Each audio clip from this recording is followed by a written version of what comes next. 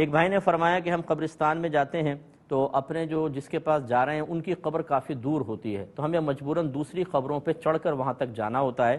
اور ایک جملہ انہوں نے لکھا کہ کیونکہ پھول ڈالنا بھی تو ضروری ہوتا ہے، تو اس لیے اب یہ جو چڑھ کر ہم جا رہے ہیں اس کی کیا شرعی حیثیت ہے؟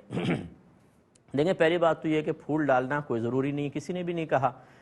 نبی کریم صلی اللہ علیہ وسلم نے تو بذریعہ وحی اس بات کو جانا تھا کہ اگر ان کی یہ شاخیں توڑ کر ان قبروں پر لگا دی جائیں تو جب تک یہ تر رہیں گی ان پہ عذاب میں تخفیف رہے گی، تو یہ آپ نے کیا۔ تو اس کو بھی بنیاد بنا کر علماء یہ کہتے ہیں کہ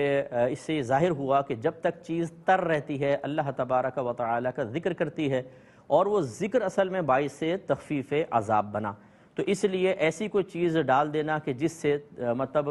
وہ تر ہو اور بعد میں چاہے خشک ہو جائے، جب تک تر رہے گی مردے کو سکون ملے گا، اس میں پھر پھول کی اجازت دی۔ حالانکہ پھول تو سرکار نے کبھی بھی زندگی میں نہیں ڈالے، آپ نے 2 شاخیں بس لگائی تھیں، پھول تو کبھی بھی نہیں ڈالے، نہ پھول کا سرکار نے ارشاد فرمایا یہ ہمارا پھولوں کے ساتھ حسن ظن ہوگا، ہم اللہ تعالیٰ سے حسن ظن رکھیں گے کہ پھول ذکر کر رہے ہیں اور اللہ تبارک و تعالیٰ ذکر کی برکت سے مردے کو تھوڑا سا نفع دے رہا ہے۔ تو پھول ڈالنا کوئی فرض یا واجب نہیں ہے، ڈال دیں تو اچھی بات ہے، ورنہ کوئی مسئلہ نہیں ہے، منع بھی نہیں ہے۔ اب ایک یہ معلوم ہوا کہ یہ مباح ہے، اچھی نیت سے ہو تو مستحب ہے۔ مستحب کام کرنے کے لیے حرام کام کا ارتکاب قطعاً ناجائز ہوتا ہے،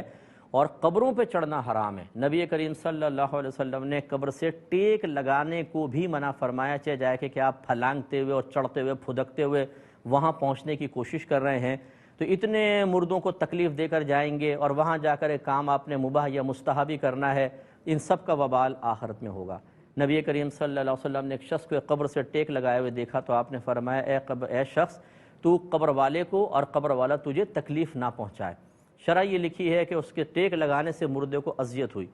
اور اب وہ بروز قیامت اس کو سامنے کھڑا کر کے اس سے حساب کتاب لے گا تو اس کو اذیت ہوگی۔ اس لیے ان چیزوں سے اجتناب کریں، دین سیکھیں، اپنے پاس ایسی باتیں نہ کریں۔ یقینی سی بات ہے اپنے بچوں کو بھی جب آپ یہ جملے کہیں گے بیٹا پھول ڈالنا ضروری ہے، تو آپ نے اپنے بچوں کو غیر دین کو دین بنا کر پیش کیا، ایک ایسی چیز کی تعلیم دی کہ جس کی شریعت مطالبے نہیں کر رہے اور آپ نے ضروری قرار دے دیا۔ ضروری کا مطلب ہوتا ہے فرض یا واجب، اگر آپ نہیں کریں گے تو گناہ گار ہوں گے، یا کم از کم سنت موقدہ کا درجہ، اور یہ تو ہے ہی نہیں، اور آپ مطلب کہہ رہے ہیں یہ تو اس کا مطلب ہے آپ نے دین بدل دیا، آپ نے غیر دین کو دین بنایا ہے، جس کو بدعت بھی بعض اوقات کہہ دیتے ہیں کہ آپ غیر دین کو دین بنائیں اور اس کو فرض یا واجب کا درجہ دے دیں، حالانکہ مباح یا مستحب ہو، تو یہ بھی ایک بہت بڑی بدعت ہے۔ اور کل بدعت ضلالہ، نبی کریم صلی اللہ علیہ وسلم نے فرمایا کہ ہر بدعت گمراہی ہے۔ پھول ڈالنے کو گمراہی بدعت نہیں کہہ رہا ہوں، غیر دین کو دین بنانا، جیسے اب آپ نے جملہ بولا یا بچوں سے آپ کہیں تو اس لیے خیال کیجئے۔